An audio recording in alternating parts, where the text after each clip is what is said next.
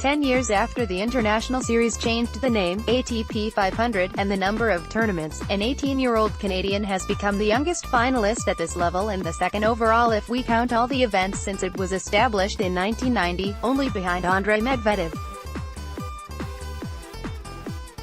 The super-talented player is also the first competitor born in 2000 who has reached the ATP final, entering the top 100 on Monday and having a chance to become the first ATP champion before turning 19 since Kei Nishik in 2008.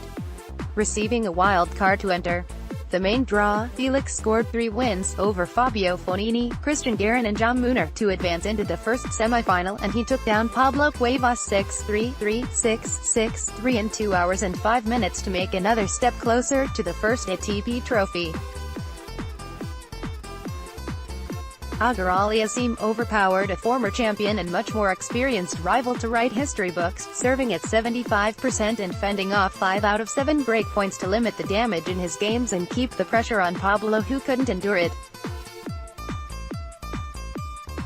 The youngster was brave and determined, imposing his shots to hit 30 winners and 40 unforced errors, while Pablo stood on a more reduced 12-to-23 ratio that wasn't enough for the positive outcome.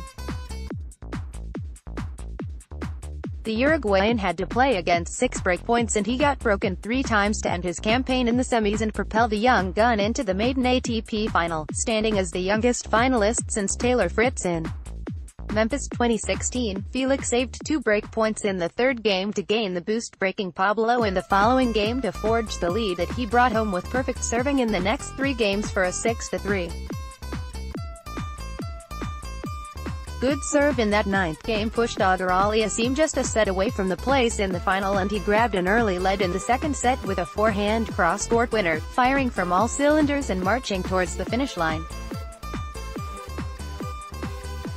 Cuevas broke back at love just a few minutes later, facing 2 breakpoints in Game 3 and fending them off to gain confidence, breaking the youngster again in Game 4 to move 3-2-1 up. Serving for the set at 5-3, Pablo hit a service winner to send the encounter into a decider where he had to trail the result after Felix broke him at 15 in Game 2.